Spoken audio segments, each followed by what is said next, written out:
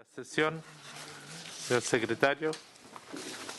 Doy cuenta. Se han recibido 4 documentos. Comunicación de fecha 29 de abril del año en curso de FENABUS, por medio de la cual se da a conocer la situación del gremio en la coyuntura sanitaria actual, indicando además las cifras que dan cuenta de ella y expresando por último las medidas que podrían adoptarse para morigerar la situación. Carta de fecha 4 de mayo del año en curso de la Confederación Gremial Nacional de Transportes Escolares, de la presidenta de ella, por medio de la cual manifiesta los problemas que afectan al sector. Propuesta también de la misma fecha 4 de mayo de WOM Sociedad Anónima relativa al problema, al proyecto ubicado en el primer lugar de la tabla. Y finalmente una solicitud de fecha 5 de mayo de la Confederación de Taxis de Regiones para participar por medio de videoconferencia en el debate del segundo punto de la tabla. Muchas gracias. ¿Doy cuenta de la tabla? Sí, bueno, del primer punto ya. Primer punto. Continuar con el estudio del proyecto de ley en primer trámite constitucional originado en moción de los honorables senadores señores Osandón, García Huidobro, Girardi y Letelier y del ex senador señor Mata, que modifica la ley número 18.618, General de Telecomunicaciones, en lo relativo al principio de neutralidad de la red. Muchas gracias. Quiero darle la bienvenida a nuestros invitados el día de hoy, a quienes nos acompañan. Vamos a partir en primer término por este proyecto del área de telecomunicaciones para después ir a los temas propiamente de transporte. Saludo a la subsecretaria que nos está acompañando, así como al profesor que nos está acompañando, don Francisco Vera. ¿Está conectado ahí? Ahí está. Y al señor Christopher Lasca, no. Cristi, don Juan Cristi, ya. Darle la bienvenida a ambos. Quiero ofrecerles la palabra. Ustedes saben que estamos en un esfuerzo. En general, ayer despachamos en general en la sala del Senado el proyecto para establecer Internet como un servicio público. Es un primer paso para un debate mayor que queremos. Ya en nuestra legislación con anterioridad hemos avanzado en 2 direcciones, uno sobre un debate de calidad de servicio y velocidades mínimas, que está pendiente un decreto o una resolución ahí en la Contraloría para que esa ley se pueda implementar plenamente. Y anteriormente se había hecho una primera discusión sobre neutralidad de la red, eso tiene que haber sido unos varios años atrás ya, y por ello es que se ha querido profundizar en este debate. Me gustaría ofrecerle la palabra a don Francisco en primer término, ¿le parece? Y para recoger sus opiniones y para ver cómo podemos abordar este debate que es sin duda un debate de futuro. Le ofrezco la palabra a don Francisco. Gracias, señor presidente. Un honor ser invitado a esta comisión. Y en relación con el proyecto de ley en cuestión, tengo algunos comentarios. Trataré de ser lo más breve posible y ojalá poder responder preguntas o conversar sobre el tema si queda tiempo. Pero en relación en particular con este proyecto de ley, bueno, cabe como un poco de contexto señalar que Chile fue el primer país en el mundo que legisló sobre neutralidad de la red y logró crear un marco regulatorio que terminó beneficiando a los consumidores de Internet y los protegió de prácticas arbitrarias por parte de los prestadores de servicios de Internet. Y todo esto se logró también sin sacrificar la penetración de Internet en el país, que se mantuvo y se mantiene todavía liderando las tasas de penetración de Internet en la región, en Latinoamérica, y también creando un entorno favorable para que se creen distintos mercados de contenidos y se podamos acceder a más conocimiento en Internet. Sin embargo, lo anterior, esta es una materia que está en constante evolución. Hace más de 10 años, cuando esta ley se aprobó, no se hablaba de 5G, Netflix no era una empresa que repartía DVDs a domicilio en Estados Unidos. Y también es una ley y una materia que tiene un montón de componentes técnicos. Por lo tanto, esta parece ser una buena oportunidad para revisar algunos aspectos relativos a la ley. En particular, me referiré a lo que aparece en el proyecto, más algunas consideraciones de seguridad y privacidad. Como decía, una buena oportunidad para revisar qué podemos mantener, pero también qué aspectos pueden cambiarse en relación a...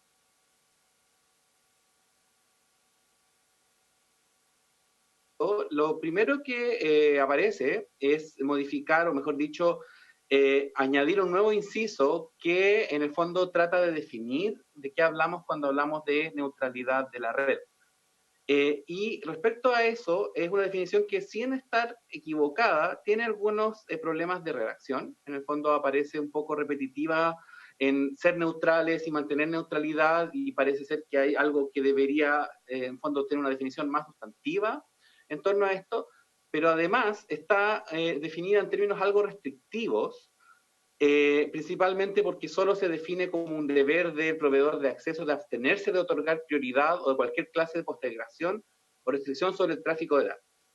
Y con la evolución de esta discusión, durante la década pasada, principalmente el problema que más apareció en relación a neutralidad de la red, que podría entenderse resuelto en la ley que se aprobó originalmente en nuestro país, tiene que ver con lo que se conoce como el zero rating, y que principalmente se puede definir como aquellas prácticas de los proveedores de telecomunicaciones que, más que bloquear o restringir técnicamente contenidos, en el fondo ofrecen ciertos contenidos sin costo. Por ejemplo, todas estas promociones que hemos visto durante la última década de redes sociales gratis o ciertos servicios gratis, aparece como un problema que la Subsecretaría de Telecomunicaciones durante la última década ha intentado aclarar su interpretación respecto de la ley vigente sobre este tema, tratando de limitar la temporalidad de estas campañas de redes sociales gratis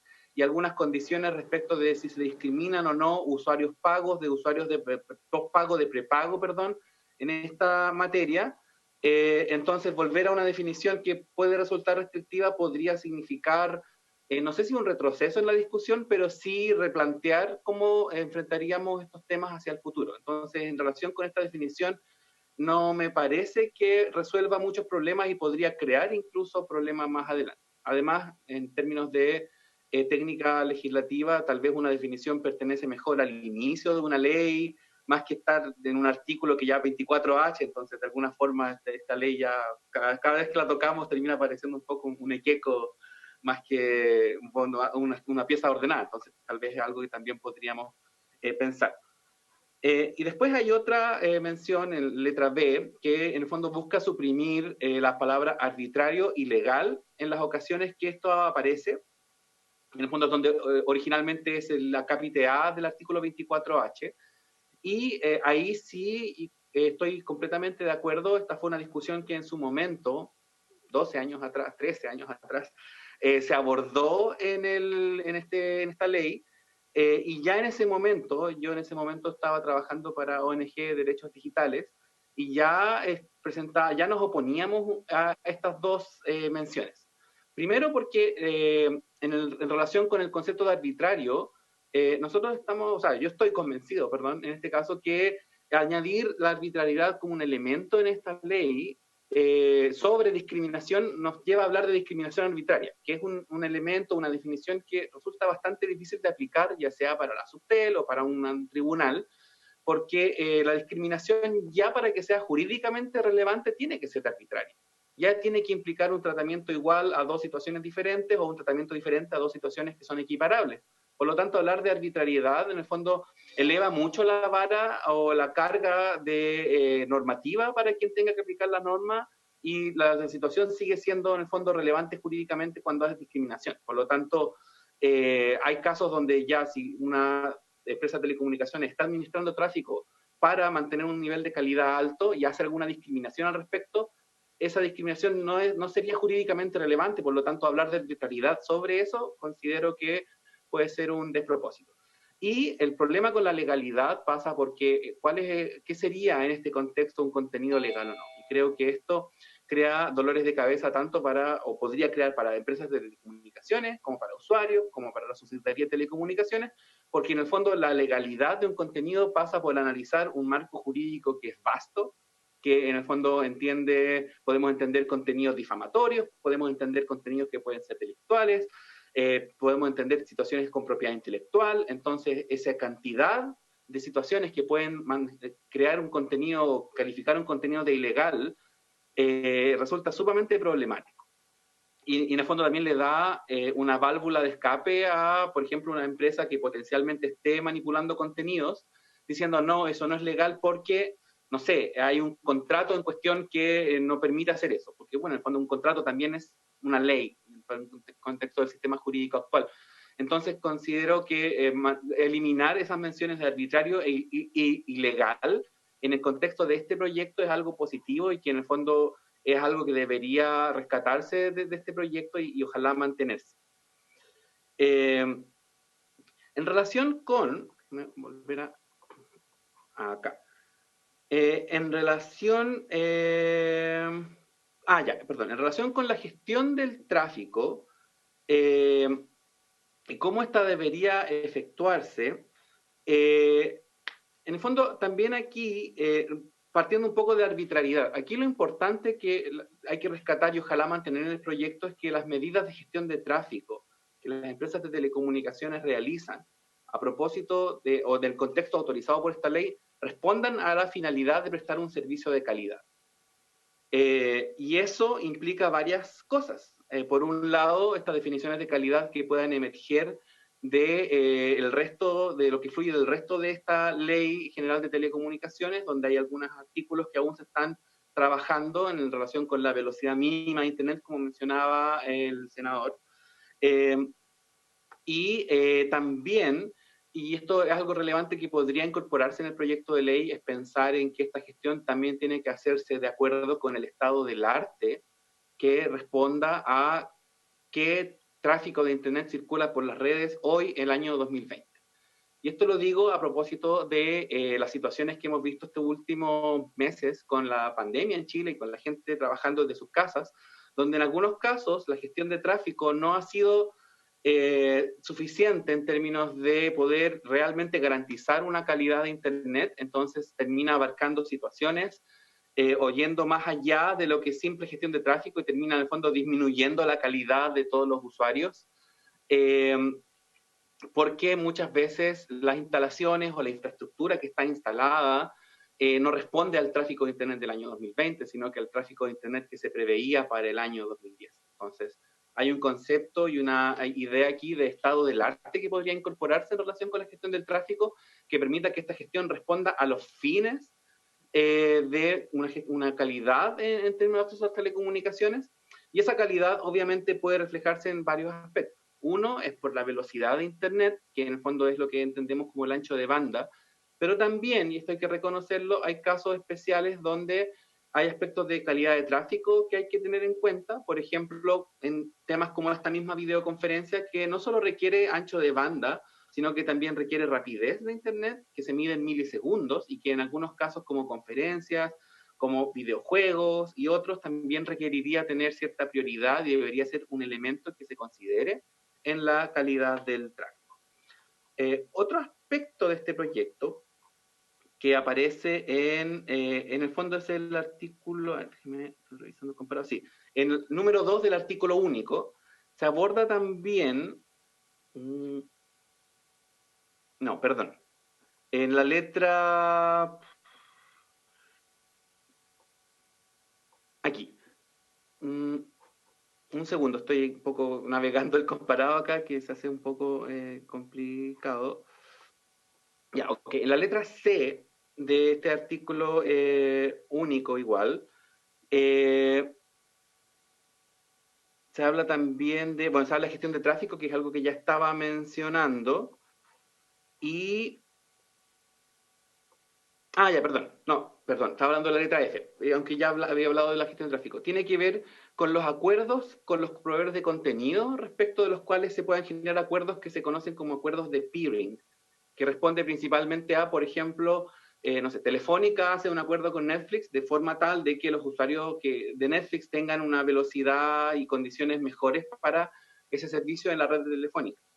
Y ahí, en la letra F, en el fondo lo que se propone es que exista, bueno, publicidad de estos actos, contratos o acuerdos con proveedores de contenido, y que también las mejores condiciones se le ofrezca al resto. Y eso significa, en el fondo, crear una cláusula de nación más favorecida o proveedor más favorecido, donde si Telefónica le da, por ejemplo, cierta prioridad a Netflix, le ofrezca esas mismas condiciones a otros actores. En general estoy de acuerdo con esta letra F.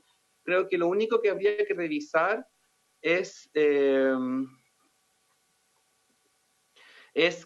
también se limita en la letra G. Después se habla del trato diferenciado y cómo debería ser este trato diferenciado, y se dice que no debería ser objeto de un acto o contrato a título oneroso entre proveedores de acceso y contenido. Y aquí creo que hay que flexibilizar un poco esa regla, porque en algunos casos esas condiciones podrían tener algún costo, aunque sea simbólico o marginal, y por lo tanto, más que pensar en no tener un título oneroso, habría que pensar tal vez en condiciones que sean razonables y no discriminatorias para ningún proveedor de contenido, en el fondo que todos tengan el mismo nivel de acceso. Y finalmente, en relación con aspectos de seguridad y privacidad, mencioné anteriormente este tema de que en el fondo las proveedoras de acceso a telecomunicaciones no deberían estar calificando la legalidad de todos los contenidos que circulan por sus redes, porque ese es un problema que excede por mucho la capacidad y las competencias que debería tener una empresa. Pero al mismo tiempo hay que reconocer que hay situaciones de seguridad que podrían requerir acciones urgentes. Y en el proyecto que está siendo analizado se exige como estándar para hablar de la ilegalidad y la posibilidad de bloquear un contenido, como que exista una orden judicial que declare la ilegalidad de esto. Pero hay casos, especialmente en relación con ataques informáticos, que pueden estar operando desde alguna dirección de Internet, una dirección IP o un nombre de dominio, que puedan requerir una acción urgente y concertada entre los proveedores de servicios, los prestadores de servicios de telecomunicaciones. Y en esos casos, lo importante es no, más que prohibir estas medidas, es dotarlas de ciertos mecanismos de transparencia, trazabilidad y temporalidad. Y esto significa en la práctica que, por ejemplo, si hay un ataque de negación de servicio, que en el fondo la red de una empresa determinada está sufriendo ataques de muchas direcciones IP y tienen que empezar a bloquearlas de manera masiva por gestión de red, que en el fondo eso quede en alguna bitácora de la empresa, que sea ojalá públicamente accesible, y que esas medidas no puedan durar más de alguna duración razonable. Podrían ser 10 días, podrían ser 15 días, y que esas medidas no terminen siendo permanentes, y que si tienen que ser permanentes, requiera la aprobación ya sea de alguna autoridad administrativa o judicial que en el fondo convalide y valide en el fondo esta medida de bloqueo.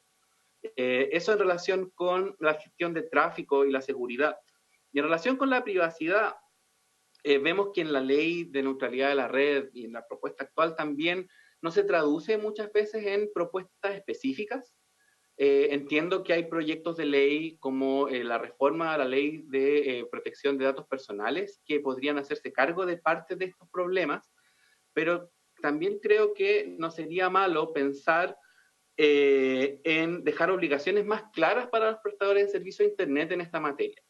Y en particular, prohibir algunos usos que escapen a la finalidad de prestación del servicio. Especialmente la transferencia a terceras partes de los datos de sus usuarios, y no solo eso, sino que también limitar y ojalá prohibir algunas prácticas de explotación de datos de esos usuarios, por ejemplo, en relación al tráfico de Internet que tengan, a registrarlo o a guardarlo en alguna forma, o en el fondo cualquier aspecto que pueda, en el fondo, limitar o arriesgar la privacidad de los usuarios de Internet en estos contextos.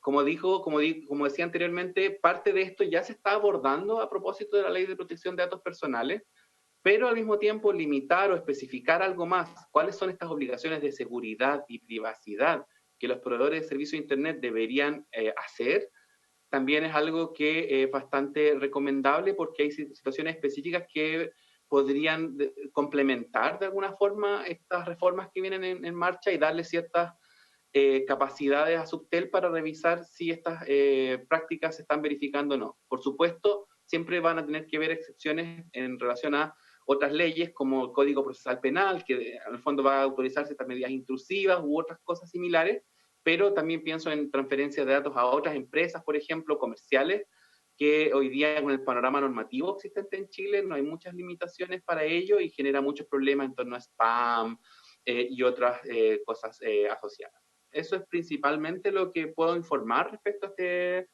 este proyecto. Espero también acompañar una minuta dentro de la semana, porque bueno, la notificación no fue un poco, no tuve suficiente tiempo para preparar, pero sí puedo dejar estos comentarios por escrito de forma tal de que esas recomendaciones queden y puedan ser sistematizadas en el trabajo de la comisión. Muchas gracias, señor presidente. Muchas gracias, profesor. Al contrario, muy agradecido por sus comentarios. Invitarlo a sentirse libre, a aportar y a seguir este debate en lo que pueda. Ustedes han estado en derechos digitales tiempo atrás encabezando un debate, recuerdo muy bien, y creo que está dando fruto hoy más que nunca. Quiero ofrecerle la palabra ahora al señor Cristi, darle nuevamente la bienvenida y ofrecerle la palabra. Don Juan. Muchas gracias, señor presidente, señores senadores, señor secretaria, invitados. Antes que todo, agradecerle la invitación para poder exponer nuestra visión como compañía. Respecto a este tema, permítanme hacer una analogía primero para concentrarnos en lo que entendemos como neutralidad de la red. Yo tengo la fortuna de que mis dos abuelos están vivos, viven en Viña del Mar, y ellos tienen contratado un servicio de televisión por cable, obviamente el más básico. Lamentablemente, para que ellos puedan acceder a un contenido de televisión abierta en HD, deben contratar un plan adicional. Esto que el proveedor les exige para poder acceder a un contenido que está gratuito es lo que se llama mundo de Internet, se entiende como neutralidad de la red. En esta analogía hay un principio.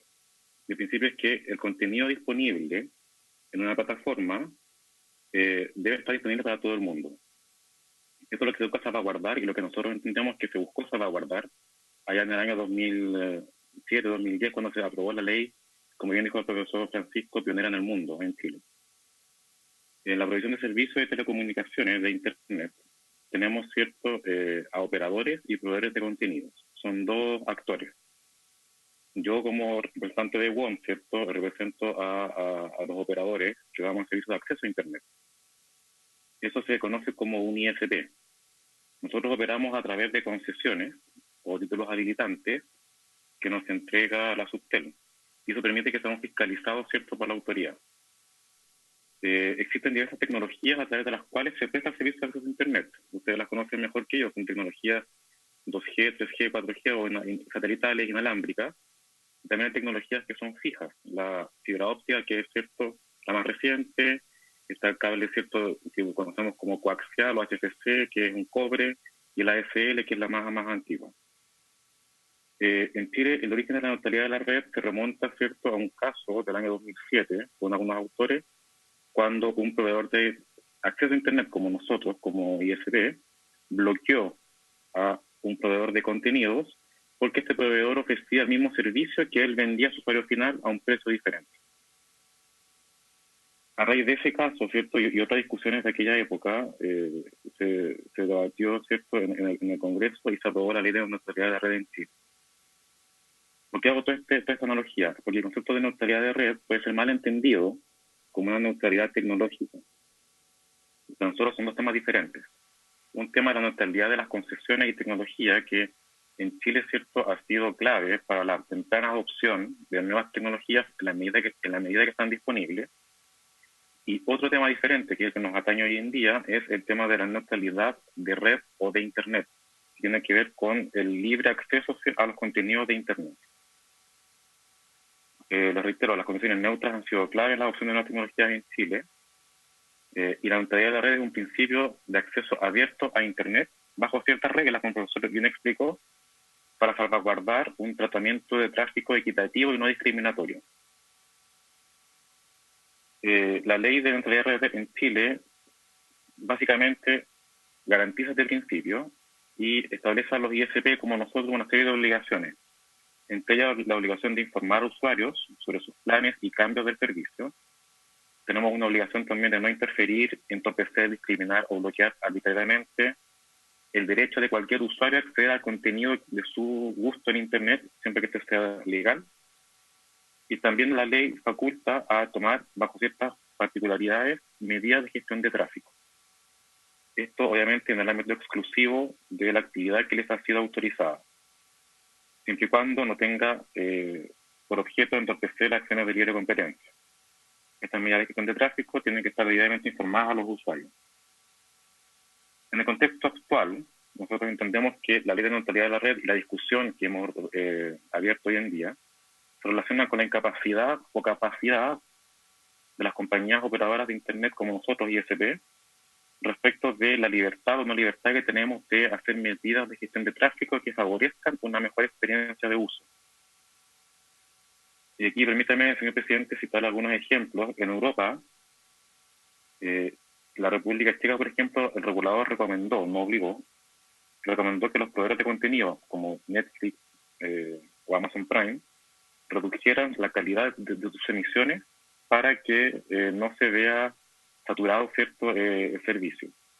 Austria, por su parte, permitió que los operadores de Internet como nosotros pudiéramos ejercer acciones más intensas de gestión de tráfico durante emergencias, siempre y cuando estas sean notificadas 24 horas antes a la autoridad.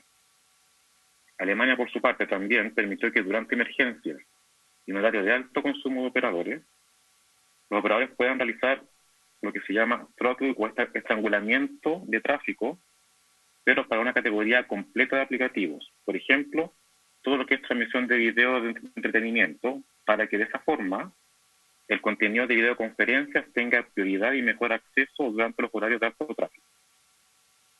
Portugal, para terminar, permitió también limitar o inhibir ciertas funciones y servicios, como por ejemplo plataformas de juegos de azar, contenido de descarga de contenido peer-to-peer, que son de alto consumo de tráfico, para favorecer igual la experiencia general de los usuarios. La pregunta que cabe realizarse es si la legislación chilena permitiría hacer esas acciones de gestión de tráfico bajo situaciones de emergencia excepcional como la que tenemos hoy en día. La respuesta no es directa, no es tan sencilla. El marco legal, a nuestro entender, y aquí me permito dar una interpretación, permite bajo ciertas medidas, pero no nos permite discriminar, por ejemplo, un proveedor de contenidos versus otro. O sea, yo no podría hacer lo que hicieron en Alemania, que es bajar un poco, estrangular el tráfico de contenidos de televisión de streaming para favorecer videoconferencias. Yo no podría dar prioridad a un contenido sobre otro. Por eso es importante, nosotros creemos que centrar la conversación en, si acaso, las medidas de gestión de tráfico que tenemos hoy en Chile, que lo que permite la ley de neutralidad, son suficientes o no. Me permito también pasar ahora al tema que también mencionó el profesor, respecto del acceso gratuito a ciertos contenidos, que también se conoce como zero rating, porque no descuentan del tráfico. Así como en Chile, muchos países del mundo, para enfrentar esta situación de pandemia, de emergencia, han centrado sus esfuerzos en permitir acceso gratuito a ciertos contenidos, como plataformas de gobierno o plataformas educativas. Este acceso gratuito atenta contra o podría ser considerado discriminatorio frente a otras plataformas. La respuesta tampoco es sencilla. Por ejemplo, yo podría dar acceso gratuito a un contenido educativo, y aquí me puedo nombrar, por ejemplo, Google School, pero otra plataforma educativa que use otro instituto educacional, por ejemplo, Edmodo o una plataforma propia, no va a tener el mismo tratamiento y podría ser considerado discriminatorio. Por tanto, es importante que nuestra visión como operadores que bajo determinadas situaciones particulares de emergencia excepcional se permita implementar medidas de gestión de tráfico más intensas, siempre revisadas con el regulador y siempre que no atenten contra principios de libre competencia. Esto para lograr, como bien dijo el profesor, una mejor experiencia de uso para los usuarios en estas situaciones que son para todos nosotros nuevos. Señores senadores, les reitero, para nosotros es muy importante en esta discusión diferenciar y sacar de toda duda que el tema tecnológico es un tema diferente, que aquí lo que nos atañe es un tema de contenido de Internet. Los permisos habilitantes, ¿cierto?, nos permiten adoptar tecnologías diferentes, nuevas, en la medida que están disponibles, y de eso no hay discusión alguna. Para nosotros el tema tiene que ver con, en situaciones de emergencia, qué tan flexible es nuestro actual marco normativo para poder enfrentar de mejor manera esta sobredemanda de consumo. Finalmente, si me lo permiten, señores senadores, nosotros como compañía podemos hacer llegar una minuta al secretario de la comisión para que ustedes puedan tener estos antecedentes a la mano con el mayor detalle expuesto posible. Muchas gracias. Muchísimas gracias a usted. Quiero ofrecerle la palabra a los colegas si quieren hacer alguna consulta puntual sobre el tema. Senador Chaguán. Presidente, me llama la atención que no se puedan priorizar justamente determinados contenidos. Y esto básicamente, o sea, sin afectar el principio de neutralidad.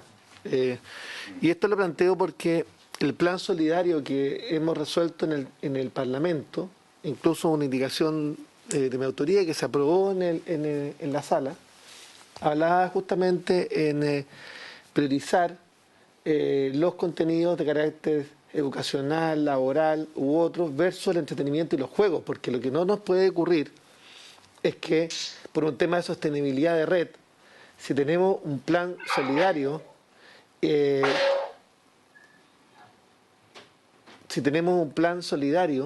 terminar efectivamente que con un colapso de las redes, porque aquellos que opten justamente por ese plan terminen con canales de películas o entretenimiento o videojuegos. Entonces, ¿cómo logramos la sostenibilidad de la red? Porque si no, no tenemos cómo asegurarlo. Esa es básicamente la pregunta. Entonces, ¿cómo encontramos el punto de equilibrio entre no afectar el principio de neutralidad y asegurar un acceso? Ese es el punto que me gustaría que Cristi pudiera responder. Senador Pizarro, espera un momento, don Juan, para acumular. Sí, una pregunta para usted también, don Juan. Entendí de su intervención que colocó los ejemplos en algunos países donde se estableció la posibilidad de discriminar o de priorizar, por decirlo en positivo, determinado tipo de tráfico y dejar fuera o estrangular, como dice usted en la jerga, otros tráficos que puedan ser pesados, video, entretención, juego, lo que sea. Ahí no cabe duda que supongo que eso es para la situación de emergencia, porque si no, claramente hay un problema de libertad individual, de expresión, en fin, de todo. Las excepciones que usted plantea, que hoy día no permite la ley chilena, de acuerdo a lo que le entendí, en su opinión deberíamos legislar para que existan esas excepciones. La experiencia que ha habido ha sido positiva o no, porque también, ¿quién discrimina? Uno podría decir, mire, no, es que las conferencias son importantes. Bueno, serán importantes para los que están en la conferencia, pero a lo mejor no son importantes para el resto. ¿Cómo? Claro, ¿quién es el que tendría que prejuzgar? Yo entiendo que todo lo que sea emergencia, sectores públicos, orden, seguridad, tráfico, en fin, está bien. Pero en el resto, ¿cómo discrimino que es más importante una conferencia en un club de amigos que el video entretenimiento para un niño que lleva 50 días en cuarentena? Ese es el punto que me gustaría saber su opinión. A mí me gustaría hacerle una consulta general que no está directamente relacionado a este proyecto, pero está relacionado a una de las consecuencias. Hoy en día no está obligado, no está legislado de que se tenga que entregar los datos fidedignos de quien usa o accede a la red. Es decir, el uso fidedigno de los datos personales no es un parámetro hoy en día aún.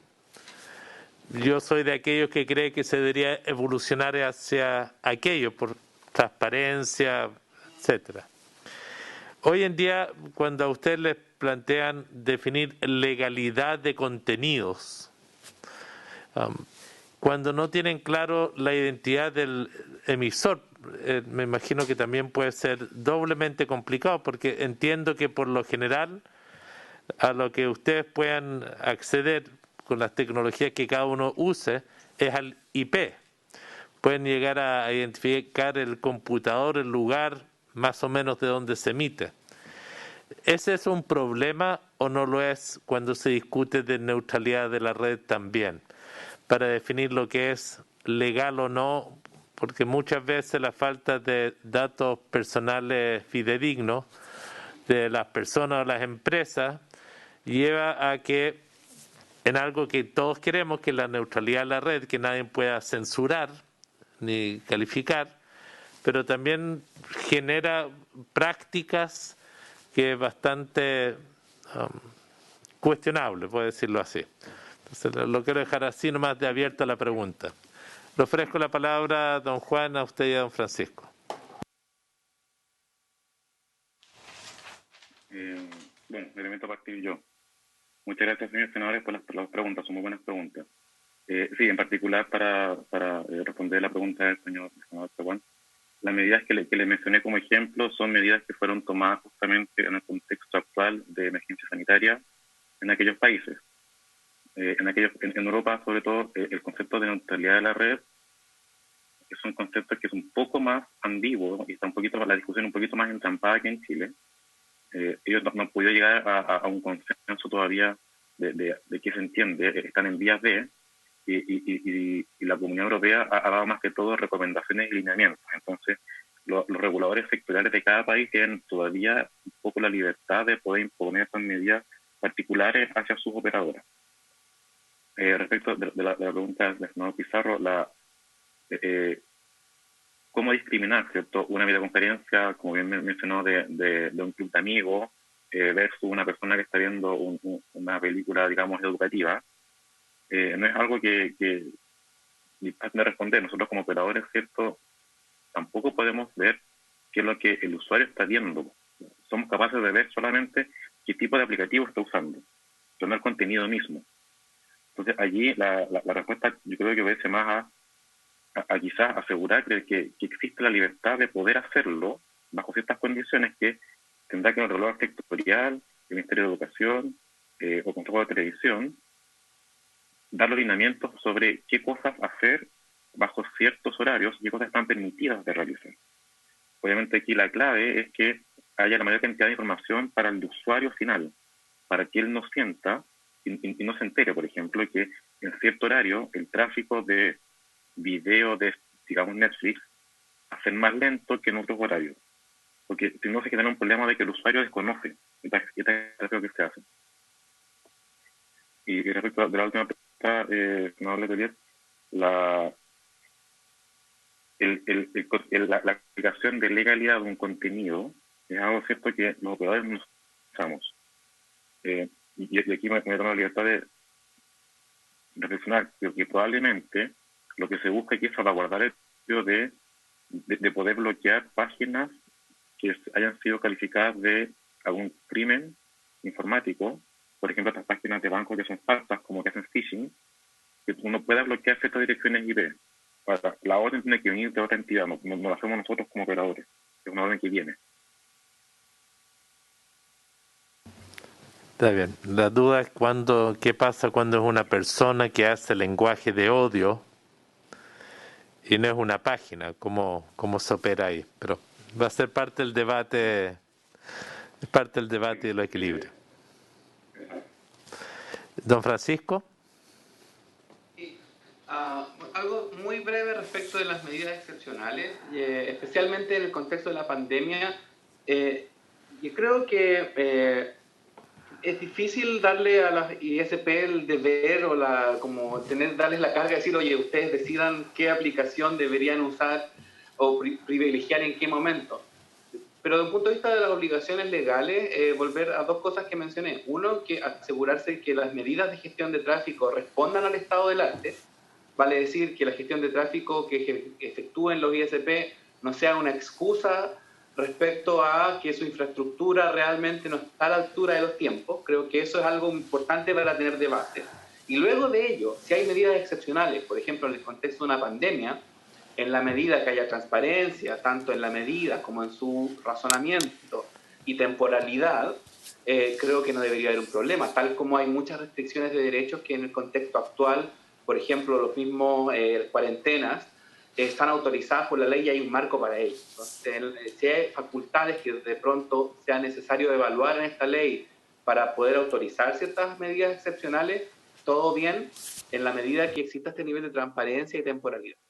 Ahora, en relación con la identidad de usuario, y esta es una discusión que nos mueve un poco, y voy a decir algo muy breve, tiene que ver muchas veces con otros actores que en esta discusión no están y no deberían estar, pero no es porque no pertenecen a la dimensión de neutralidad, pero son las plataformas de Internet, que principalmente redes sociales como Twitter, Facebook, donde sabemos que muchas veces sus mismos términos de uso o los usos que la gente le da se prestan para discursos de odio o prácticas ilegales. En esos casos, muchas veces, como también las empresas de telecomunicaciones, es poco lo que pueden hacer para bloquear o cualquier cosa que pueda hacer un contenido individual dentro de una plataforma. Muchas órdenes judiciales mal inspiradas han terminado bloqueando plataformas completas como Facebook por un comentario, y eso es una terrible idea. Creo que ahí lo que muchas veces cabe es presionar y trabajar con esas plataformas en relación a sus responsabilidades de cómo, primero, moderan contenidos y segundo, cómo sus términos de uso son cumplidos o no al interior de esas plataformas. Y eso puede incluir, como en algunos casos ocurre, en medidas que hagan que los usuarios tengan que, por ejemplo, demostrar su identidad en algunos casos. No es algo que a mí me resulte muy cómodo hablar porque a veces, obviamente, eso inhibe otros derechos como hablar anónimamente por temas políticos, etcétera, pero al menos en cuanto a dónde abordar esa discusión es precisamente en relación con las plataformas de Internet. Así que eso es. Muchas gracias. Muchísimas gracias, senadora Órdenes, y después don José Huerta.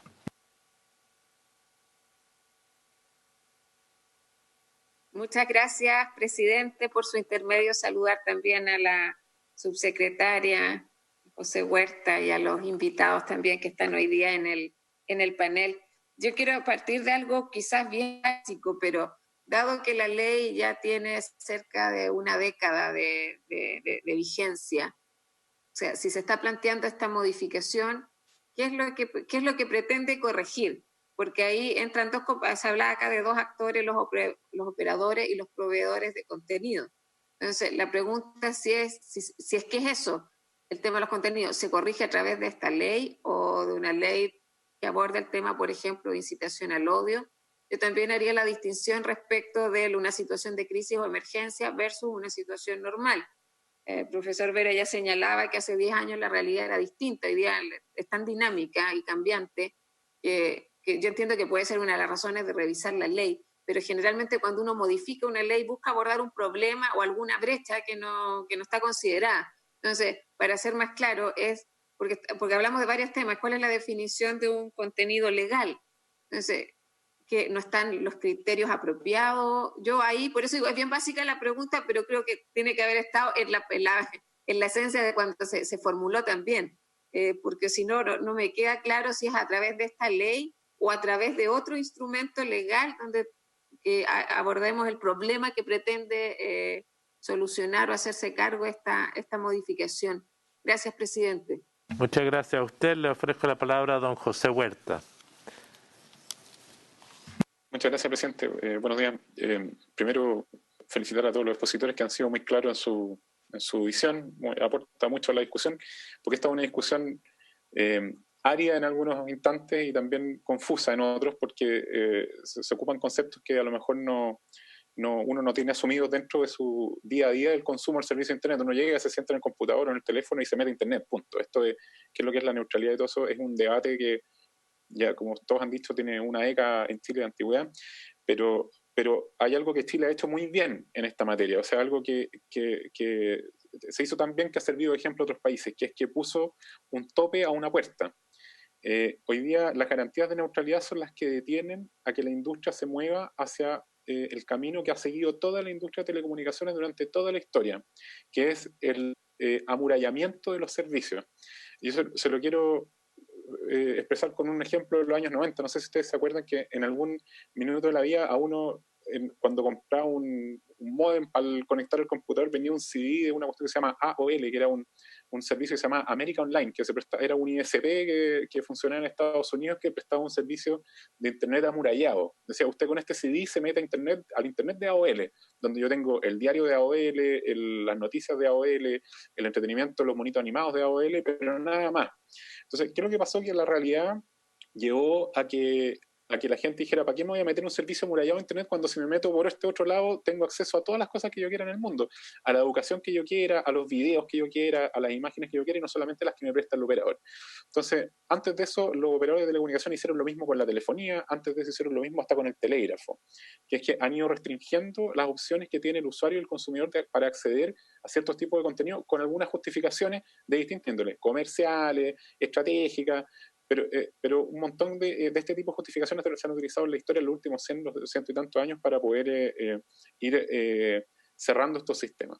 Entonces, la literatura técnica de esto pregunta si es que Internet va a llegar a ese mismo estado, a ese estado de cerrarse entre algunos servicios, y eso es lo que la neutralidad de la red detiene.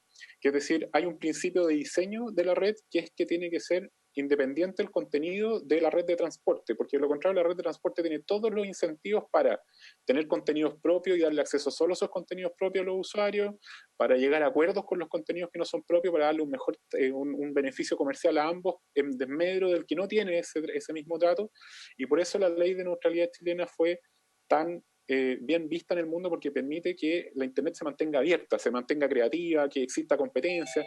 ¿Quién se iba a imaginar con todo esto de la pandemia que de un día para otro una empresa, entre comillas, chiquitita como Zoom, que es la misma que estamos utilizando acá para tener nuestra videoconferencia, iba a competir con Google, con Facebook y con los otros grandes establecidos en el mercado de las videoconferencias?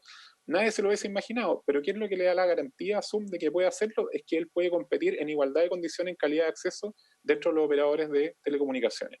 Entonces, si hay algo...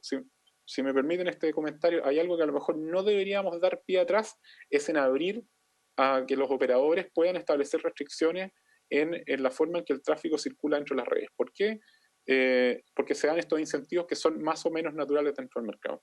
Dicho eso, hablando de lo que preguntaba por su intermedio presidente el senador Chaguán, que tiene mucha razón, de que cómo en el tema del plan social de banda ancha llegamos a medidas razonables de administración de tráfico para que el usuario de ese plan social pueda tener las prestaciones que necesita y el resto del usuario no se perjudique.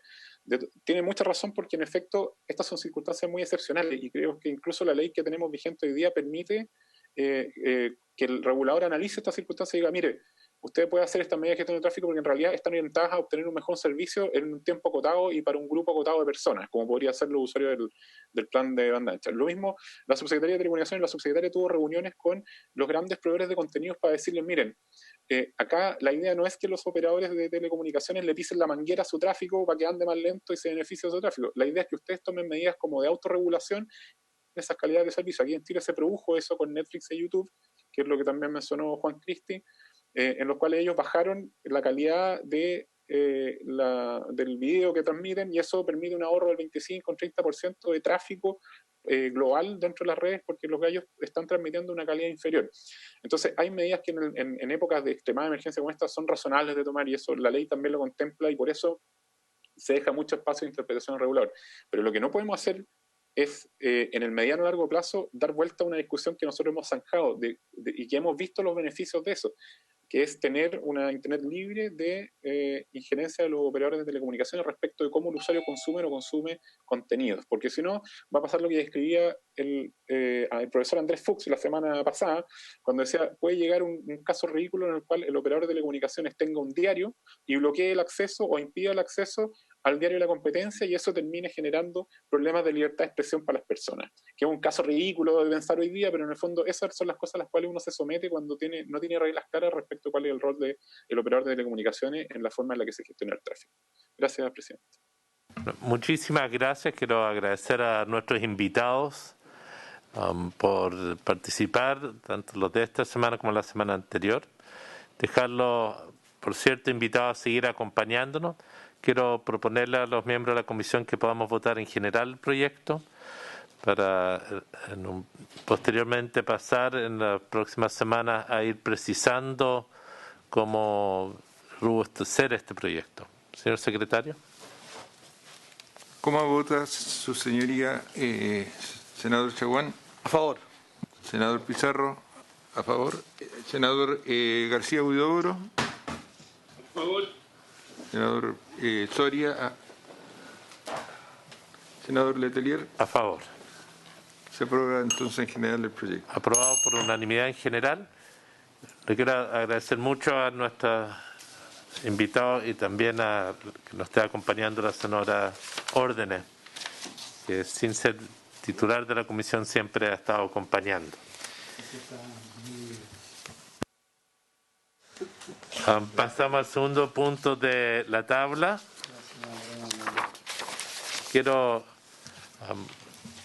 recordar que el segundo punto de la tabla es iniciar el estudio del proyecto sobre ordenamiento de la licencia de conductores profesionales. En el fondo, el propósito es generar un registro de conductores profesionales. Estuvo con nosotros el subsecretario de Transporte, parece que se nos... Ahí está, don José Domínguez, quiero darle la bienvenida.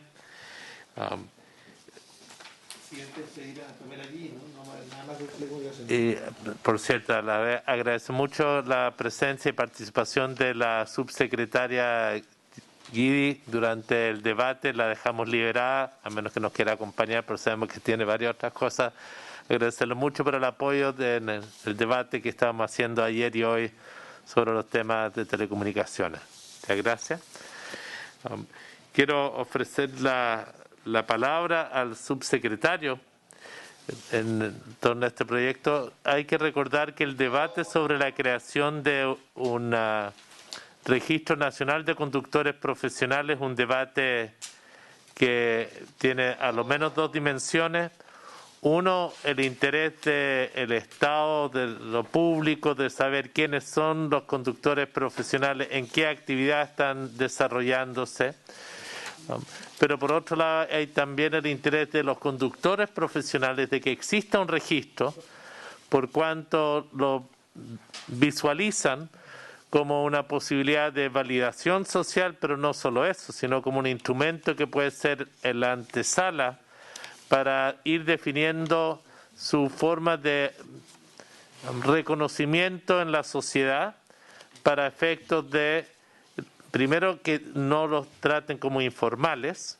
Segundo, porque son personas que contribuyen y aportan mucho en lo que es a través del pago de impuestos específicos al erario nacional, pero que están en una situación de, siendo trabajadores por cuenta propia, no tienen leyes sociales que los defiendan o a las cuales acceder de forma especial. Y estos fueron algunos de los datos que dieron origen a que se promoviera esta ley de un registro nacional único de conductores profesionales.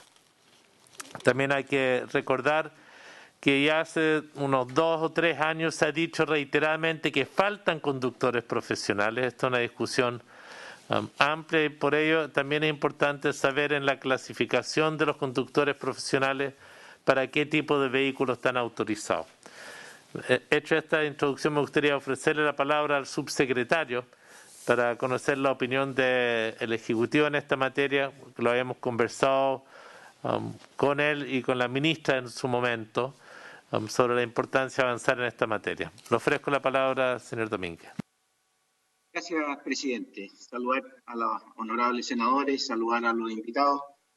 Efectivamente, presidente, hoy día los conductores taxis colectivos, furgones escolares y muchos otros rubros lo están pasando muy mal.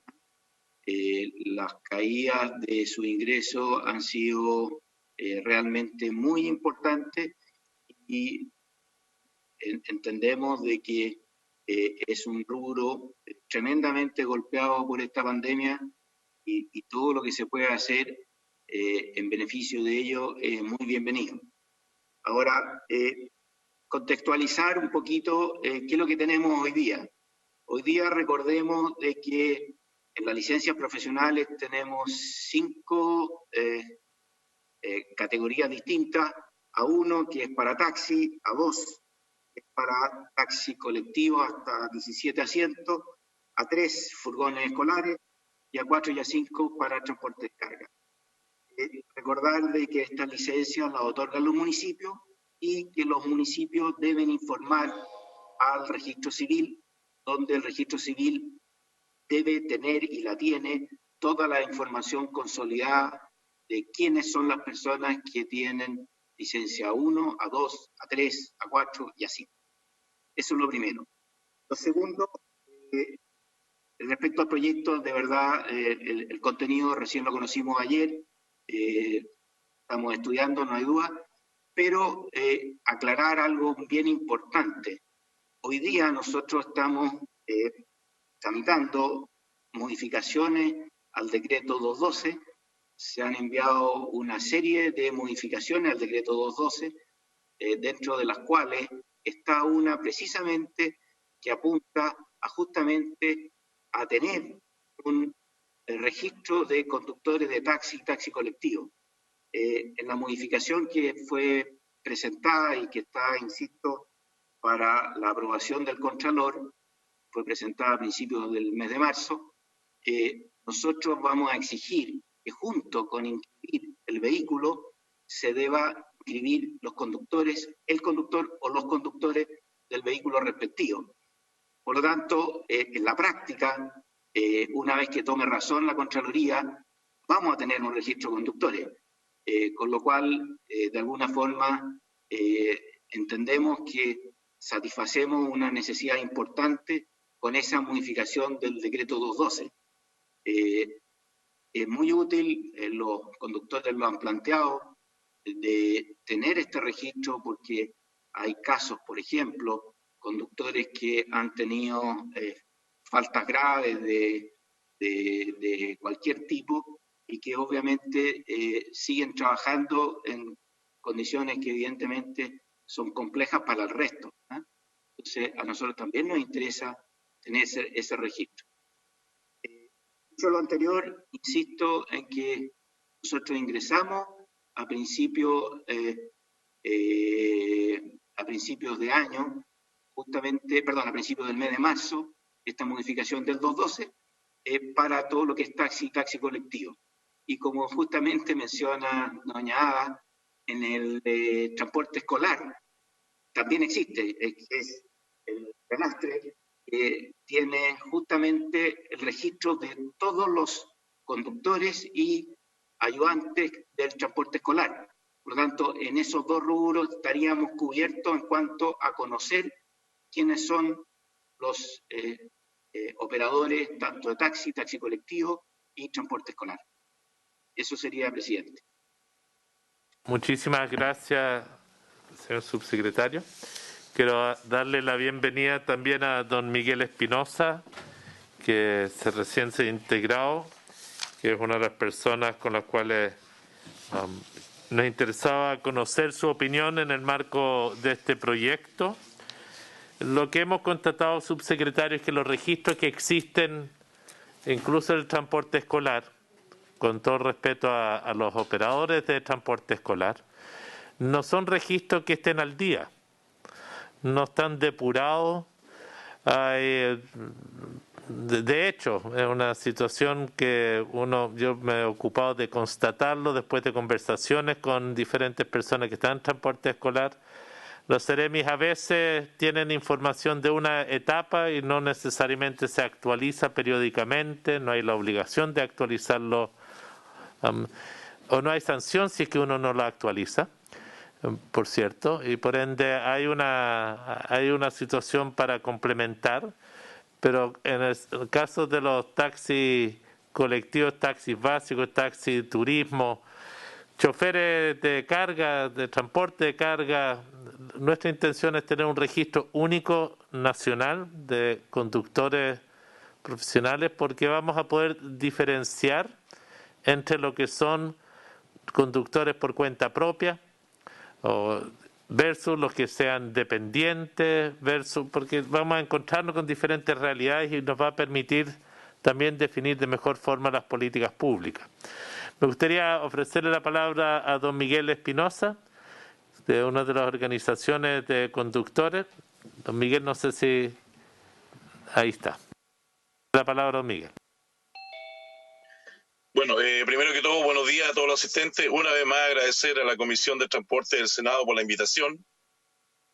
La situación es la siguiente, tal como usted lo dice, nosotros en reiteradas ocasiones, la Coordinadora Nacional de Conductores de Colectivos, la cual presido, junto a la Confederación de Taxis y Regiones, cuyo representante es el señor Luis Dubó, que tengo entendido está invitado también a esta sesión, hemos expuesto que la urgencia de tener este registro nacional de conductores profesionales, o como lo llamábamos nosotros, registro único nacional de conductores de taxi colectivo, en el caso de nuestra organización.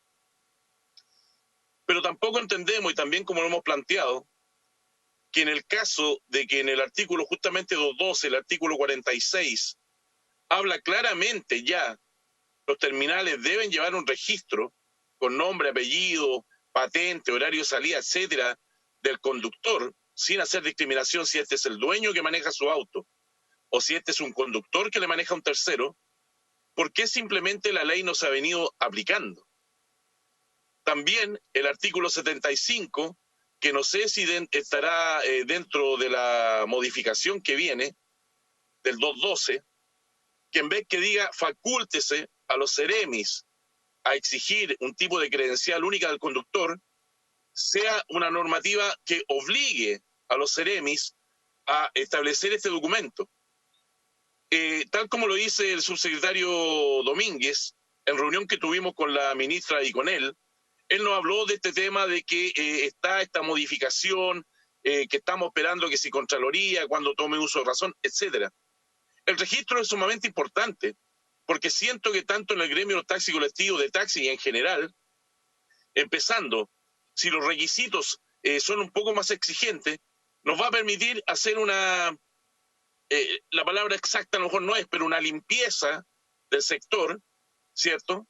Pero insistimos que a la fecha, si solamente se hubiera aplicado la ley y la normativa que está vigente desde el año 92, estos registros en el caso de los taxis colectivos, que tenemos terminales para trabajar, debería estar vigente, tal como lo dice, debería existir, para que se acaben estas diferencias entre dueño y chofer, y con lo que está pasando ahora, y justamente ustedes lo saben, senadores, con lo que estamos solicitando de este bono de ayuda que llegue de una manera más específica a cada conductor, ya estarían estos registros justamente para tener identificado al conductor.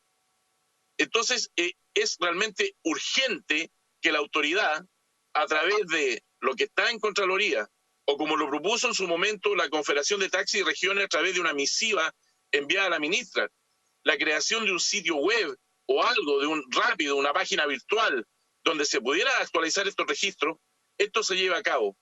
Necesitamos ese registro, necesitamos saber cuántos somos. El senador Pizarro, en sesiones pasadas, habla que los conductores somos los que le manejamos a un tercero, alrededor de 35.000, 30.000. Pero necesitamos justamente el registro para diferenciar eso, para saber cuántos son realmente los dueños que manejan su vehículo, cuántos somos los conductores, como es mi caso, que le manejamos a un tercero, para que para futuras beneficios que pueda llegar del Estado, y básicamente lo que estamos solicitando ahora con este estado de excepción y esta pandemia, que nos llegue un sueldo mínimo mensual por 3 o 4 meses, lo que dure este estado de excepción, que esté claramente identificado el colega, cosa que esto llegue directamente al que está detrás del volante, como decimos nosotros, y que ojalá no vaya a quedar estancado en algunos sectores donde no tengamos esa certeza de que estos beneficios lleguen realmente al conductor de colectivo, senador. Muchísimas gracias, don Miguel. Quiero agradecerle su participación, ofrecerle la palabra a don Luis Dubó, que se sumó a la reunión. Don Luis, tiene que liberar su micrófono. Ahí sí. Buenos días, senadora, buenos demás invitados. Bueno, creo que fue bien concreto Miguel. Nosotros de todas maneras teníamos una propuesta, un documento que hicimos llegar también a la comisión respecto de lo que pasa con el registro nacional actualmente. Todos sabemos que partimos con una ley 18.290 y un decreto 212 donde en varios artículos hablan y se refieren a los registros tanto en los colectivos como en los taxis. ¿Y cuáles fueron esos motivos? ¿Cierto? Profesionalizar el transporte, mayor control y fiscalización, permitir renovación de flota, un mejor servicio, aumento de uso de los servicios públicos, ¿cierto? Y descongestión de las vías. Dentro del decreto 212 está el artículo 14 que habla del registro, donde va identificado el nombre del responsable del servicio, la identificación del vehículo, el tipo de servicio, la denominación de origen, ¿cierto? Y destino, y en el caso de la locomoción colectiva urbano, las ciudades donde operan y la descripción de los trazados. Y todos esos documentos tienen que estar actualizados por los responsables de los servicios.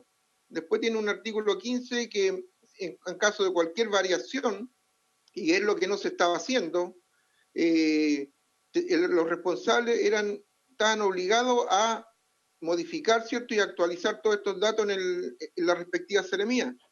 Y hubo también ahí un artículo bis que después se agregó, donde habla que dice el responsable del servicio estará obligado a proporcionar al secretario regional los antecedentes que sean solicitados formalmente escritos, debiendo remitirlo en los plazos y condiciones que al efecto se fijen, cosa que no se estaba realizando.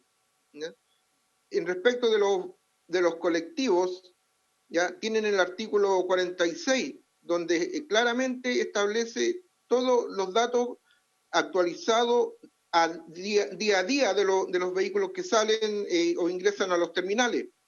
No sé cómo estará o funcionará ese tema, ¿ya? Pero además hay una parte que dentro de ese artículo que dice facúltese al secretario regional para que mediante resolución autorice el reemplazo del libro de control por un sistema de registro computacional. Es decir, se estaban todas las herramientas para que el ministerio, la seremía y el ministerio pudiera autorizar la modernización de estos sistemas y de esa manera se podían eliminar conductores que ya no estuvieran trabajando o que se retiraran del transporte público.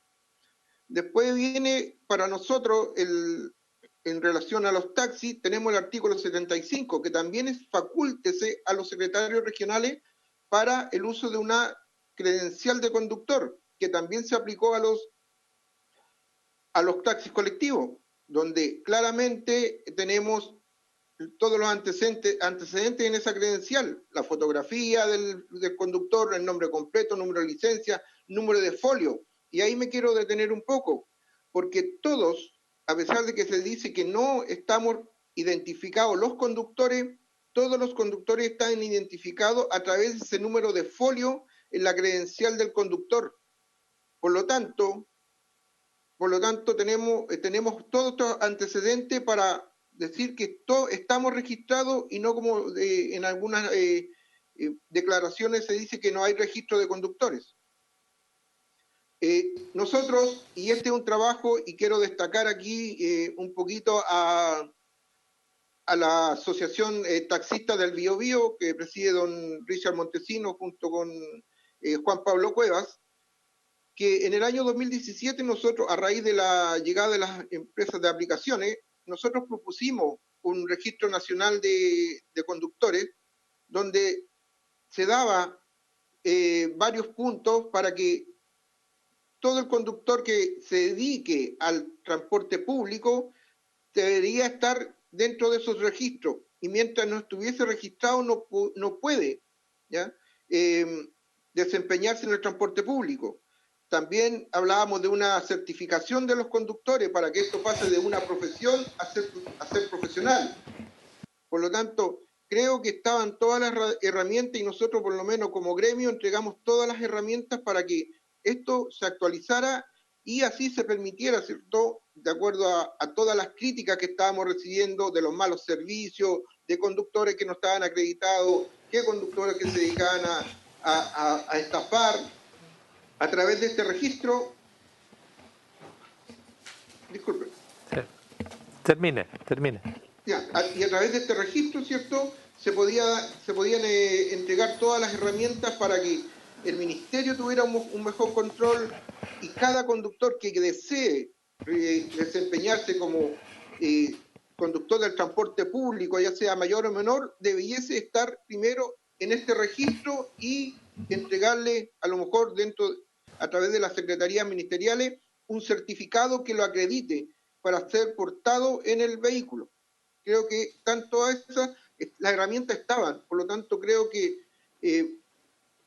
lo único que queda es a lo mejor trabajar en eso, modificar algunas cosas que se puedan modificar, ¿ya? Pero está todo planteado desde hace tiempo atrás para que nosotros pudiésemos ya estar registrados y con las credenciales, ya sea a través de sindicatos, de las asociaciones o confederaciones, identificados a los conductores para que también ellos sean los responsables de sus propios trabajadores. Y como dijo finalmente Miguel, nosotros le entregamos una propuesta de artículo a la ministra, donde a través de una página virtual se pudiese hacer todo este registro y actualizado, y que los propios propietarios fueran los...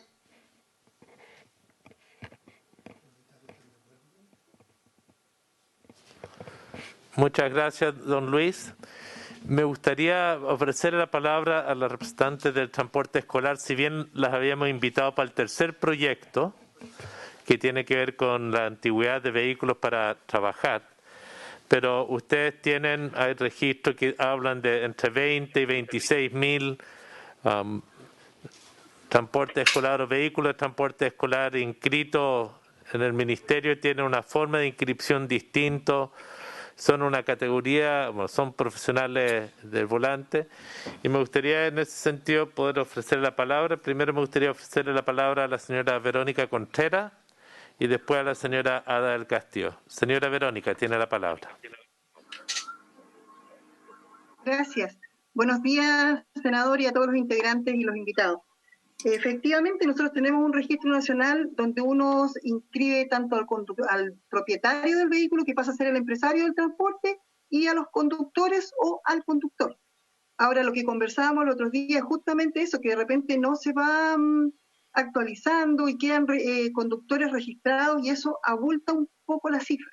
Pero ayer justamente le hacíamos una propuesta a la ministra de poder trabajar en eso para ir actualizando cosas que tengamos una cifra real y no tan abultada, porque en estos momentos uno habla que entre placas patentes, conductores y acompañantes hay 73.580 personas relacionadas con el servicio, y estamos seguros de que si eso lo actualizamos y vamos eliminando asistentes que van rotando muy seguido, si eliminamos asistentes y sacamos conductores, va a disminuir bastante la cifra.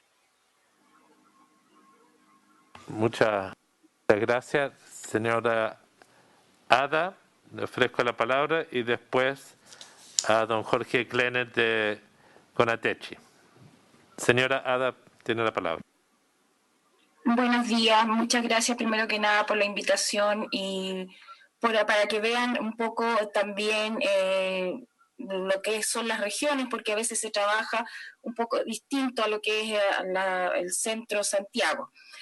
Como dice ahí la presidenta, sí, los conductores tenemos un registro, por lo menos acá en Iquique son muy estrictos en lo que es revisión técnica, porque hay los vehículos tenemos, por ser vehículos profesionales, 2 veces al año que ir a hacer la revisión técnica, y los que se están acercando ya a vencer, tiene que hacerlo 3 veces al año, y uno tiene que presentar la cartola donde tiene que estar inscrito el conductor, el asistente. Lo mismo que los inspectores de transporte, por lo general andan en los colegios revisando, y es muy alta la multa que uno cancela si es que no tiene registrado a las personas.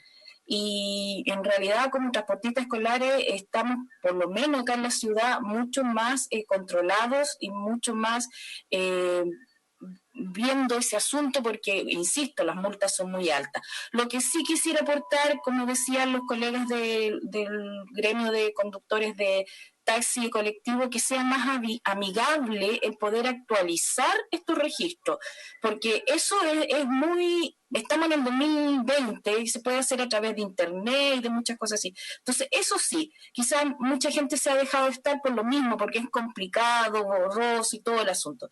Pero sí poder ser un poquito más amigable y hacerlo a través de internet y todo como corresponde. Eso sería, gracias. Muchísimas gracias, señora Ada. Quiero ofrecerle la palabra a don Jorge Klenner. Sé que nuestro tema de conversación es otro, pero es importante recoger la opinión de ustedes porque cuando hablamos de un registro único nacional es para incluir a todos los conductores profesionales. Don Jorge tiene la palabra. Buenos días, señor presidente, y a los honorables senadores de la República y a los presentes y en especial a la señora Verónica Contreras, mi colega de muchos años. Se saluda fraternalmente, Verónica. Bueno, señor presidente, efectivamente los datos entregados ahí por la estadística de los conductores, hay una incongruencia con respecto a los vehículos que son 26.946 y conductores figuran 29.629. Como bien se decía ahí, nosotros tenemos una dificultad ahí porque se nos exige tener un conductor de reemplazo y tiene que estar inscrito. Y a veces está inscrito y no nos ha reemplazado nunca. Es una falencia que tiene el ministerio ahí con el registro, y también hay que ser presente que nosotros teníamos una facilidad, ¿no es cierto?, que al dorso del renastre existía el conductor eventual. Por situaciones ajenas a nuestra voluntad, se fue eliminando eso, a veces por mal uso de la actividad, ¿no es cierto?, y ha inflado la cantidad de conductores que uno guarda relación, si deberían ser 26.946 vehículos, 26.000 igual de conductores, con alguna diferencia que hay propietarios que no son conductores y tienen un conductor. Y eso yo creo que tendríamos que arreglarlo a través del ministerio o en el registro que se tiene. Bueno, pero la puntualidad de esto, ¿no es cierto?, es que existe esta cantidad de conductores. Este es uno de los registros más completos que tiene lo que es el transporte, porque inscribe al conductor, inscribe al empresario, la máquina y auxiliar o acompañante, ¿no es cierto?, como lo estipula la normativa vigente. Tenemos que trabajar en eso. Yo no sé cuánto más le puedo entregar, pero la estadística están aquí, fue actualizado el 31 de marzo de 2020 el ministerio. Yo creo que hay que trabajar conductores efectivamente ejerciendo la actividad como los que no están. Y los de reemplazo, habría que crear un sistema diferente, más controlado, y aquí es importante que fíjese que los gremios podrían ser autofiscalizadores de esta situación, porque como se trabaja muy libremente y pocos son minoritariamente son los organizados, aunque no dejan de ser el segmento, se produce esta incongruencia y esta falsa información, porque hay gente que no está en el transporte escolar y está inscrita, eso, y por muchos años. Yo no sé si le es relevante, señor presidente, el tema, pero me parece y nos parece a nosotros los del gremio del transporte escolar, tanto con Atechi como FENTETUCH o con FENTETUCH, esta situación. Es súper importante tener datos fidedignos, tanto para ustedes como autoridades legisladoras y propiamente tal el Ministerio de Transporte a través de su subsecretaría y obviamente que los gremios. Muchísimas gracias. Yo creo que tenemos el mismo juicio. Una cosa es tener un registro nacional de todos los conductores o personas con licencia profesional en sus diferentes categorías. Otra cosa es poder clasificarlos de acuerdo a la actividad real que están realizando. Y por ende quiero agradecerle mucho la participación en este punto. Esto también lo hemos hablado con los transportes de carga en algún momento, que es otro sector muy importante de conductores profesionales.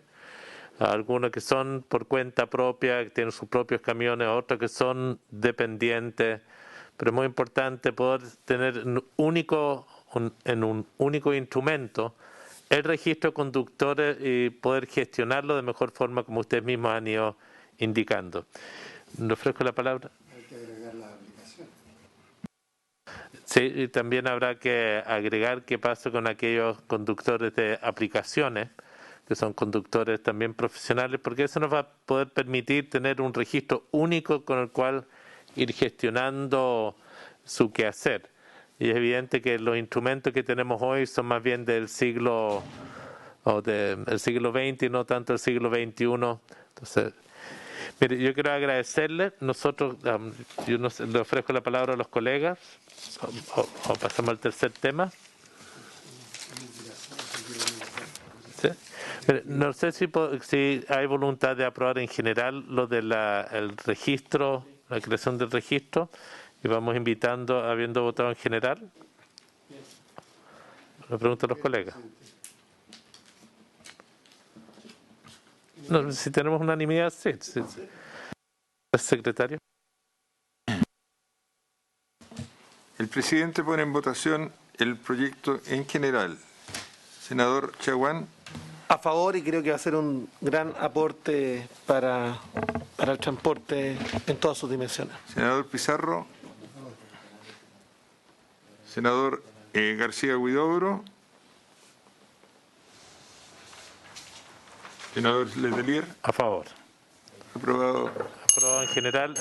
Vamos a invitarlos a todos a ser partícipes del debate que va a ir continuando, ver cómo lo vamos conformando en coordinación con la Subsecretaría de Transporte, el subsecretario Domingo, ver cómo podemos avanzar bien el proyecto. Agradecerles mucho en este punto. Pasamos al tercer punto, que es un tema puntual, que tiene que ver con la antigüedad o la posibilidad de prorrogar el requisito de antigüedad que deben cumplir los vehículos de transporte escolar de acuerdo con la normativa vigente. Es evidente que en el medio de la crisis sanitaria que estamos viviendo y el desplome económico del sector, es muy difícil estar pensando que van a poder renovar vehículos este año, y probablemente el próximo también será muy complejo para algunos de ustedes. Entonces, nos gustaría ofrecer la palabra al subsecretario sobre este punto. El proyecto lo que propone es poder prorrogar las antigüedades por 2 años, por una sola vez. No es una norma permanente, una norma transitoria pensando en la crisis sanitaria y los impactos económicos que se está viviendo. Señor subsecretario. Gracias, presidente. A ver, efectivamente el impacto en el transporte escolar es enorme. Recordemos que la mayor parte de ellos no se deben a la pandemia, sino que se vienen arrastrando desde octubre del año pasado. Que muchas escuelas suspendieron clases desde esa época. Entonces, de verdad, este es un gremio particularmente muy complicado. Y eso hay que recalcarlo. Lo que sí me gustaría es un poquito poner en antecedente cuáles son las condiciones actuales. Primero, entender de que se hace una distinción en las antigüedades entre urbanos y rurales. En cuanto a urbano, la antigüedad máxima es de 16 años, salvo las zonas extremas que tienen posibilidad de tener 18 años, pero 16 años es la norma general para los urbanos. Para los rurales, se hace una distinción dependiendo del peso. Vale decir, se distingue entre minibuses y buses, porque es más o menos la diferenciación de 3,8 toneladas. Para menores de 3,8 toneladas, la antigüedad máxima son 18 años. Para mayores de 3,8 toneladas son 22 años. Eso es lo que está hoy día vigente. Es una norma que viene del año 92, es bastante antigua, donde evidentemente la posibilidad de cambiar vehículo era menor. Eso es lo primero. Un poco entender cuál es el contexto de lo que debiéramos estar renovando a fines de este año. A fines de este año, en cuanto a los buses rurales, primero entender de que los buses y minibuses rurales son como el 10% del total, vale decir, los urbanos son más o menos 24.000 24.000 y los rurales son 2.500. O sea, la ruralidad es el 10% del total del país, más o menos, ¿no? Y en cuanto a los que vencen, en ruralidad vence este año el 5,9%, vale decir 72 buses rurales vencen y 159 minibuses rurales vencen este año, de un total de los 2.500 que indicaba, ¿no? En cuanto al urbano, este año vencen 1.252 minibuses de un total de 24.000, vale decir también del orden del 5%. Eso es lo que vence este año. Entendiendo de que evidentemente cualquier ayuda a este gremio es bienvenida, también hay que señalar que tenemos una estadística que todavía permanece en el tiempo, que es la accidentabilidad. Desgraciadamente los números se han mantenido en el tiempo. El año pasado tuvimos 333 lesionados en el transporte escolar. La mayor parte de ellos fueron leves, pero tuvimos un fallecido también. Y esta es una estadística que más o menos se repite, desgraciadamente, porque evidentemente que tenemos que trabajar en la dirección de reducir estos valores. Y obviamente la antigüedad tiene relación, porque también recordemos que todos los vehículos anteriores al año 2007 no tienen obligación de tener cinturón de seguridad. O sea, aquí también hay un elemento que es relevante. Dicho todo lo anterior, si hubiera que extender la vigencia a la antigüedad, evidentemente que yo trabajaría en los urbanos que tienen una exigencia mayor, vale decir, solo 16 años, y la verdad es que buses con 22 años hoy día ya constituyen no voy a decir un peligro, pero porque hacen las revisiones técnicas respectivas, con lo cual nosotros nos estamos asegurando que están en condiciones. Pero evidentemente que una máquina de 22 años no ofrece las mismas condiciones de seguridad que una máquina más moderna. Entonces, en definitiva, nosotros entendemos la problemática, estamos mirando con buenos ojos la extensión, sin perjuicio de lo cual yo creo que hay que distinguir las antigüedades. O sea, lo que se exige en la ruralidad de 22 años, evidentemente es bastante más importante que se exige para los buses urbanos. Por lo tanto, los buses urbanos uno tendría mayores posibilidades de ampliarlo que los buses rurales. Eso es presidente. Muchísimas gracias. Queremos votar en general esto de prórroga de plazo, no. ¿Dejamos el voto en general tu voto? O sea, yo no tengo problema, pero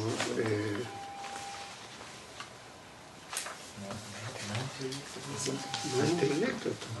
Vamos a votar.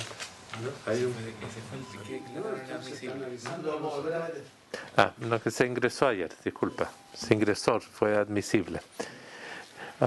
El senador Pizarro tiene que ir a dar el informe a la sala en este momento, lo vamos a excusar, agradecerle mucho. Quiero despedirlo al señor Pizarro. No, de la sala nomás. Señor secretario, hubo un error en la votación anterior, faltó tomar la votación del senador don Jorge Soria Quiroga, si le puede tomar la votación. Así es. Senador Soria, ¿cómo vota? Muchas gracias. Gracias. Quiero ofrecerle la palabra a los representantes del transporte escolar, a la señora Verónica, a la señora Ada y a don Jorge. Señora Verónica. Gracias, presidente. Permíteme, disculpe que la interrumpa. Sí, les quiero informar. Ayer se ingresó el proyecto sobre el punto. Fue declarado admisible. Fue declarado admisible en la votación en la sala y por tanto lo comenzará a conocer la comisión en el transcurso de mañana o pasado para votar este punto. Señora Verónica. Qué bueno que hizo la acotación porque nos permite poderlo agradecer. Esperamos que cuente con amplio respaldo. Presidente, siendo súper honestos como ha sido siempre el transportista escolar, que primero que todo vela por la seguridad, porque un accidente a nosotros nos cuesta mucho en muchos sentidos. En lo sentimental por la relación con nuestros niños, en lo laboral porque nos marca, es muy sensible el tema de un accidente en niños, por lo tanto tiene mucha noticia y nos juega muy en contra. Con esa honestidad nosotros creemos sinceramente que atendiendo a esta situación también, que como bien lo plantea el subsecretario, que llevamos arrastrando desde octubre en adelante, nosotros creemos que sería prudente, aconsejable y no nos arrancamos de ninguna medida de seguridad, poder dejar parejo en 18 años al menos el tema del transporte urbano. ¿Por qué? Porque son vehículos que no tienen tanto desgaste en el sentido de que anden por caminos de piedra o cosas así. Tienen 3 revisiones técnicas al año, los que superan los 15 años. Nosotros este año, la gente se gastó los ahorros que pudo haber tenido para renovar a fines de este año. Muy difícil que se piensen que se va a lograr ahorrar para renovar el próximo. Por lo tanto, yo tenía una cifra de 1.354 vehículos que salen a fin de año, pero con la actualización que hace el subsecretario nos dice son 1.252. Eso no creo que afecte tanto en ningún sentido, porque hay gente que estaría dispuesta a sus revisiones como lo hace, es gente que habitualmente son gente que cuida demasiado el vehículo, por eso ha logrado llegar a esa antigüedad. Entonces nosotros creemos que si se nos quiere brindar una ayuda en ese aspecto al menos, sería muy recomendable poder dejar en 18 años la antigüedad, que quedaría pareja las zonas extremas con el resto del país. Y obviamente sería muy irresponsable de parte nuestra proponer que se aumente también a los de 22 años, porque creemos que eso ya está en su vida máxima. Y también ahí es donde hay que poner especial cuidado en que a veces a ocupar esas vacantes llegan vehículos de locomoción colectiva que salieron de baja habitualmente del área metropolitana y se van a trabajar a regiones o a la zona rural con un vehículo que ya no aporta mucha seguridad ni tampoco brinda la calidad que debiera tener el servicio. Así que nuestra propuesta, creo, es que ojalá se acceda a dejar en 18 años la antigüedad para el transporte escolar. Muchísimas gracias, señora Verónica. Señora Ada. Gracias nuevamente. Insisto en agradecer para poder ver la visión de las regiones, sobre todo las regiones extremas como es Tarapacá, y nosotros tenemos la SOFRI. A grandes rasgos, insisto, no es por tratar de ser distintos, pero tenemos otra mirada, tenemos otra realidad. Ya, la señora Verónica estaba hablando de dejar parejo 18 años. Sí, es cierto, pero acá en Iquique nosotros trabajamos con los vehículos SOFRI. No son vehículos que llegaron o que inscribieron, no son vehículos SOFRI que máximo tenemos una antigüedad de 7 años. Si nosotros queremos iniciar este año, a lo sumo podría ser 7 años atrás la antigüedad del vehículo. O sea, también estamos regidos por una ley. Ojalá que si se deja los 2 años, que sea para todos, o sea, para todos. Está bien la parte rural, quizás a lo mejor 22 años, pero ¿qué pasa? Ella está hablando de la zona centro que tienen, o el resto de las regiones, 16 años. ¿Qué pasa con nosotros que tenemos 18 años? Hubiéramos quedado en el aire, no nos hubieran tomado en cuenta, y nosotros también sufrimos todo lo que es el estallido social, lamentablemente. Aparte de que el proyecto que se presentó se agradece, el hecho de tener o de tratar de que los furgones escolares podamos trabajar en otras funciones. La realidad de Iquique, de Alto Hospicio y de muchas otras ciudades pequeñas no es lo mismo. Acá en Iquique el personal de salud y en general todas las personas tienen mucho acceso a comprarse vehículos. Aquí hay más vehículos que personas, siendo realista. Entonces, el hecho de como furgón escolar no hay trabajo incluso para realizar otras funciones.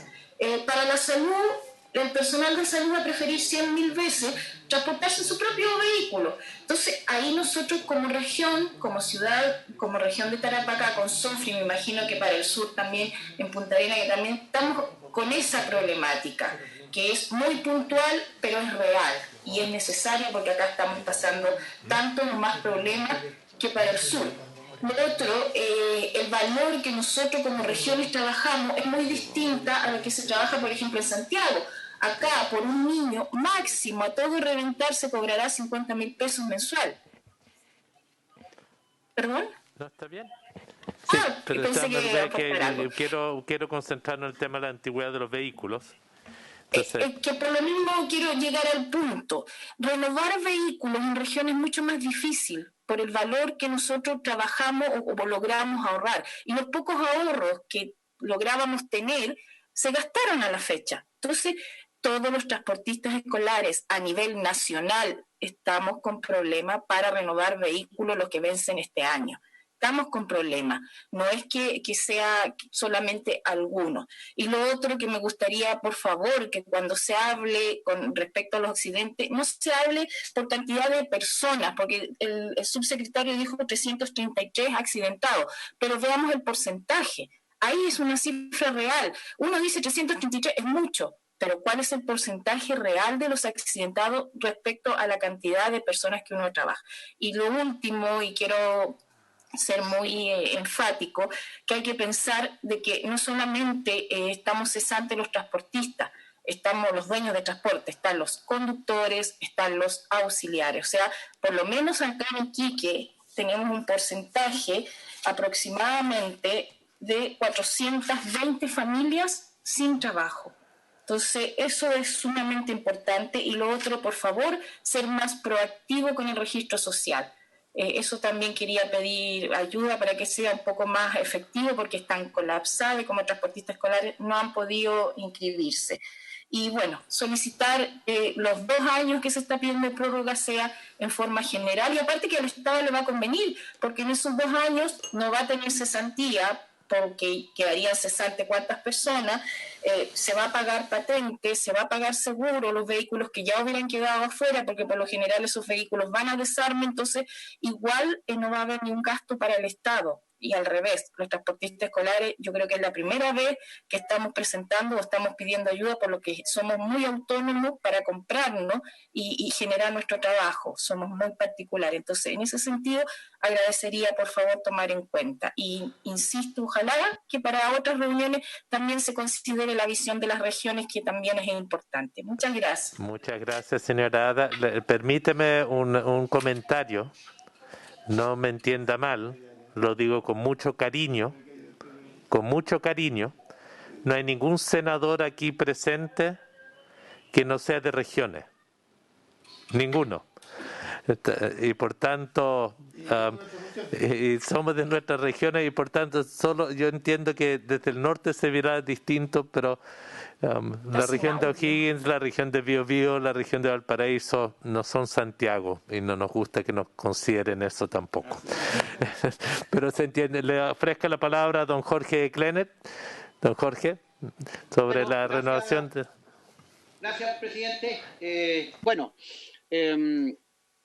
Efectivamente, desde que el estallido social y con esta pandemia que ha perjudicado a todo el mundo y a muchos segmentos de la sociedad y de la fuerza de trabajo de este país, y incluidos nosotros como transportistas escolares, y hay muchos de nuestros colegas que con gran esfuerzo y se mantienen en este momento en el sistema con máquinas un poco más antiguas que comparativamente con otros de sus pares, ¿no es cierto? Pero también tenemos que ser exhaustivos en lo que se está pidiendo. La verdad que para nosotros inicialmente el transporte escolar tenía 18 años de vida útil de los vehículos. Por una medida poco estudiada y que no fue considerada nuestra opinión en su momento, ahí tengo a Verónica, somos del mismo tiempo, se nos quitó y hemos podido ir trabajando y recuperando, porque fíjese que se nos había quitado mucho más, había dejado en 13 años. Mucha gente se fue a la quiebra, incluso gente que se suicidó por no tener cómo trabajar por una medida poco estudiada de parte de la cartera de entonces que es Ministerio de Transporte. Yo aquí quiero hacer presente lo siguiente: teníamos 18 años y hemos ido recuperando años y hemos quedado en 16, y a la región metropolitana se la ha devuelto pocos años atrás, porque también habían quedado en 14, se le devolvió a 16. Y quiero hacer presente que la recuperación o el aplazamiento o el vencimiento de 18 años de la vida útil de nuestros vehículos es súper importante para nosotros, porque también en su momento, cuando volvimos a tener 16 y se transó, y en lo cual estábamos presentes en la oficina de la subsecretaría Verónica Contreras, y quien le habla, Jorge Klenner, con Guillermo Díaz, subsecretario, y les pusimos que los vehículos de transporte escolar que tuvieran 15 y 16 años, nosotros le ofrecimos que tomaran la medida de tener 3 revisiones técnicas al año. Y sabe usted, señor presidente, y se lo comunica por su intermedio a los demás y ojalá al ministerio, que los vehículos que son sometidos en 3 revisiones técnicas al año tienen un excelente resultado mecánico. Las plantas revisoras, que aquí está el manual, el cual se someten y que nos da la garantía a todos los chilenos que cada vehículo que circula en la vía pública está en condiciones mecánicas buenas, dan seguridad. Nosotros apostamos a la seguridad, y si se logra el objetivo de que se nos devuelva y no se nos den los 18 años, esos vehículos también tendrían que ser sometidos, y los pongo aquí, con medida de seguridad, con las 3 revisiones técnicas al año, porque dan un excelente resultado, como valga la redundancia. Entonces también es importante darse cuenta de que el subsecretario ha dicho que el 5% de los vehículos 2004 que serían este año. Esos colegas no se recuperan porque no sabemos cómo volver el sistema educacional, cómo hacer el protocolo de regreso de los niños a clase, cuántos niños vamos a poder trasladar. También el ingreso va a ser muy inferior a recaudar los dineros. Va a haber una merma muy grande, una por ese motivo y la otra porque hay muchos apoderados que han quedado cesantes y ellos a lo mejor no van a poder contratar el servicio. Entonces también se va a producir un problema de ingreso. Pero también tenemos que decir que el año 2005 se iría en el 7,4%, y entre los 2 años sumamos el 12,5% de los universos que se decía que, según el subsecretario, no serían 1.354 los de 2004, pero nosotros tenemos la estadística que el ministerio sube al sistema, y los 2005 serían 1.981, que son 3.335 máquinas. También tenemos que decir, y que ustedes mismos y ustedes se habrán dado cuenta, que la recuperación económica del país con este problema no va a ser el año siguiente en el 100%, va a demorar unos 2 o quizás 3 años en recuperarse. Y eso también conlleva a que, si sumamos los 2006 y los 2007, que suman entre esos 2 años el 11,41%, o sea, en total sería el 24% de los vehículos afectados que no se van a alcanzar a recuperar, señor presidente, en la parte económica del país, porque no es de la noche a la mañana. También quiero referirme a la accidentabilidad, a los accidentes. Sí, como decía la colega del norte, 333 lesionados. Pero también hay que tomar en cuenta que esos accidentes no necesariamente lo han producido los transportistas escolares, son por causa de terceros. Y esos terceros, esa estadística no se dice. Nosotros tenemos una cifra de culpabilidad muy, muy baja. Y eso tienen que usted téngalo presente, señor presidente, por favor, tómenle en nota. Es la accidentabilidad por culpa de los conductores del transporte escolar es bajísima.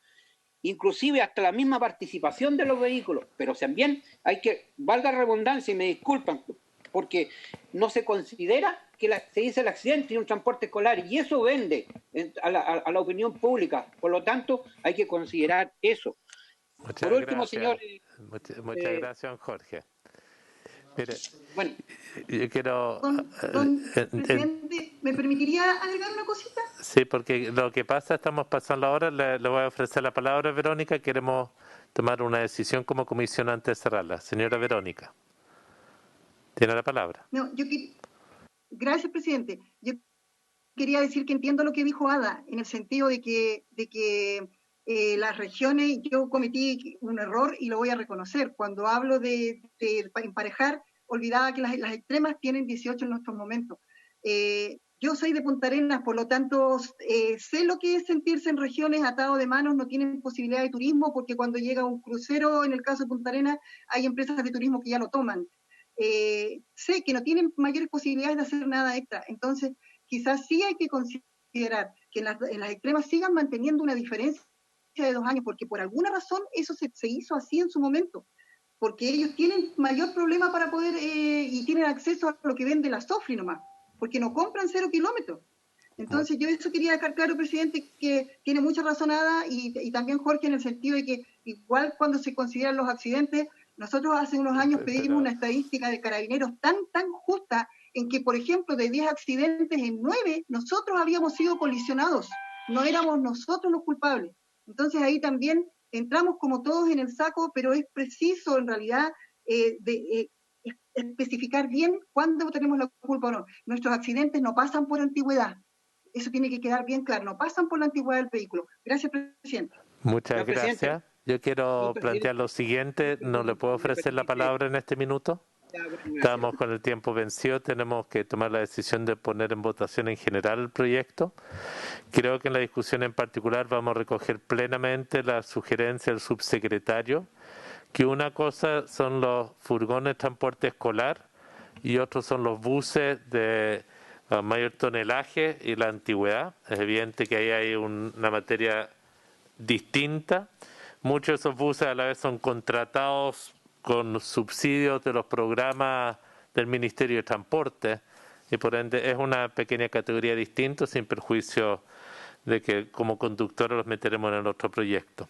Quiero pedirle al secretario que si podemos poner en votación. Quiero recordar lo siguiente para los que nos escuchan. El proyecto lo que propone es una suspensión de la antigüedad en forma transitoria, no en forma permanente. Es transitoria, está planteado para 2 años, lo discutiremos en particular y cuando lo estemos discutiendo en particular les informaremos para que nos puedan acompañar. Señor secretario. ¿Cómo vota, senador Yaguán? A favor del proyecto. Senador García Huidobro. Senador García Huidobro, ¿cómo vota? ¿Y don Diego lo puede comunicar por interno? A favor. Ahí está. Muchas gracias, Alejandro. Senador Letelier. A favor. El senador Soria. Vamos a dejar consignado su voto después en el informe, por favor. Y que el senador Navarro, por su cuenta, se ha sumado a la adhesión de este proyecto.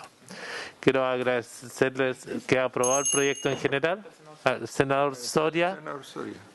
Le quiero votar a favor. Muchas gracias. Gracias. Aprobado el proyecto, habiéndose cumplido el objeto de la sesión. Yo quiero agradecerle al subsecretario que nos haya acompañado en la sesión, que haremos con bastante trabajo durante la semana con los equipos legislativos. Agradecerle a la señora Verónica, Ada, a don Jorge Kleiner, a don Luis Dubó. Agradecerle a Lorena, que estaba ahí escondida, que no aparecía en las pantallas siempre, la señora Joana Linda también. Y esperamos poder mantenerlo comunicado en las próximas reuniones. Muchísimas gracias. Sí, senador Soria, tiene la palabra. Te voy a robar un minuto. Un saludo a la dirigente de Iquique, Ana del Castillo, con mucho cariño. Muy bien. Yo quiero expresarle, permítame, una solidaridad en particular a los taxis colectivos que están en una movilización hoy día en el país, que están con una preocupación, tal como los transportistas escolares, que tiene que ver si los van a incluir en la ley de ingreso mínimo mensual o va a haber algún tipo de ayuda pública. Entendemos los momentos difíciles que están viviendo y cuente con nuestra solidaridad y como comisión toda nuestra voluntad para cooperar. Habiéndose cumplido el objeto de la sesión, se levanta.